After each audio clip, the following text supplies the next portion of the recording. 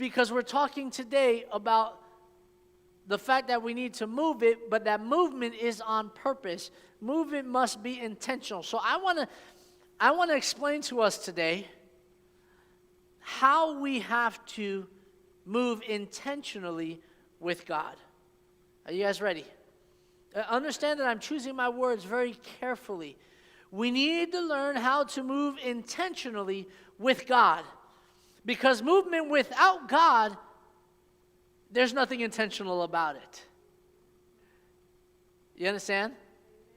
There's nothing intentional about it. I hate to say it, but there's not. You can move intentionally in some direction, but if it's not with God, it's not going to get to the end of God.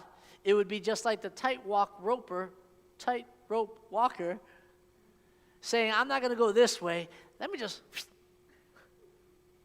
How's that going to end up? You understand what I'm saying? It doesn't work that way. So intentional movement with God, the first point I want to make today is that intentional movement with God is never by accident. Naaman didn't just get up in the morning and say, hey, let me see if I can fall into the place of healing. He said, no, I need healing. Question, was it God's desire to heal? Sure. Was it God's desire to demonstrate his power of healing to a person of influence so that the people whom he influenced could now know and believe the way Naaman did, where Naaman said, now I know there is no other God but the God of Israel? Do you not think that God had a plan in taking Naaman's leprosy and healing his leprosy and restoring him? Do you not think that that's how that went down? That the purpose for which maybe Naaman was sick all along was that he could come to a place to get healed so God could let people know that there's a God that heals? Like, do we not think every now and then that maybe because what I'm going through today is intended so that somehow, some way, as we intentionally move with God, that God can show up and show out, and people can see that there is a God who moves? So Naaman, he did not just accidentally go to Israel. No, he made the plans. He grabbed up the offering because if God's going to do what I think God can do, I better respond like only a God should be responded to. Let me bring my offerings. Let me go. I got letters from the king. I'm going to show up because I'm going to get my healing. He did not go there by accident. He went intentionally to get healed. It said it in verse 9. He said, so Naaman went with his horses and his chariots, and he stopped at the door of Elijah's house. He stopped where he needed to go. He did not show up on accident. He showed up on purpose. Now, I want to take a moment here just to explain something about God's divine providence. What is God's divine providence? God's divine providence says that God is always at work. God is always making provision for his people. God is always guiding his people on a journey of faith through life. That is God's divine providence. Okay? And our intentional movement with God is always tied to God's divine providence. Meaning, as I walk, God is always doing something. Do you understand?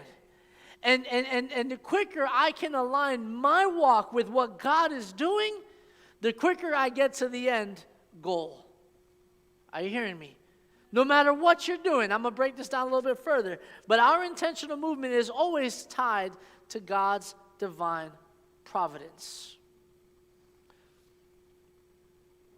So the first thing we need to understand is that intentional movement with God is never by accident. You've got to be intentional about where you need to go with God. You've got to wake up in the morning and say, all right, I need to take steps in this direction. In a moment, I'm going to kind of give us some steps to take. But I want us to understand that intentional movement, my second point for you this morning, is that intentional movement with God is always in spite of.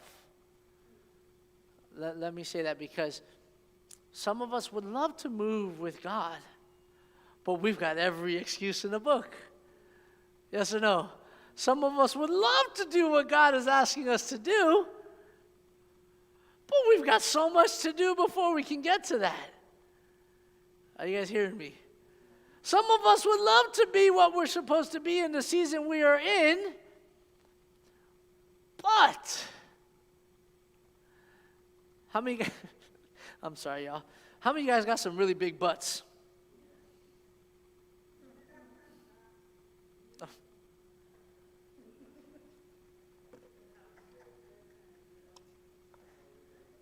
I'm sorry, guys. Sometimes it just comes out that way. Sounded better in my head. And so I was about to say, I was like, Right? How many of you guys got some really big excuses to do what God asked you to do? Got some really big butts. Intentional movement with God. Somebody just got in the back. Welcome to the service. We've been going for about 30 minutes already. Intentional movement with God is always in spite of, okay? And we're going to learn this from Naaman. It's going to be, first off, in spite of your status or past victories, okay? You've got to keep on moving no matter what you did yesterday. Remember what I said last week, where movement is necessary. We got to get past what was in the past, because that don't matter anymore. What God has for you is no longer in the past. It is now in the future, okay? It is in spite of your status or past victories. When we look to Naaman, we find out that he was a commander of the kings of the armies of King Aram.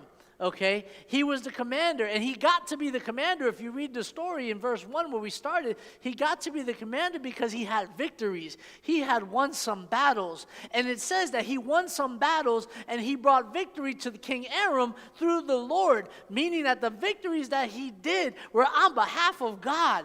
Like, he won some stuff. He was a commander. He got some status because he was making moves. Like,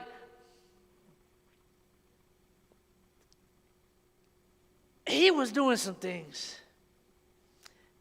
I got to tell you, though, in spite of your status, in spite of your past victories, you've still got to intentionally move forward.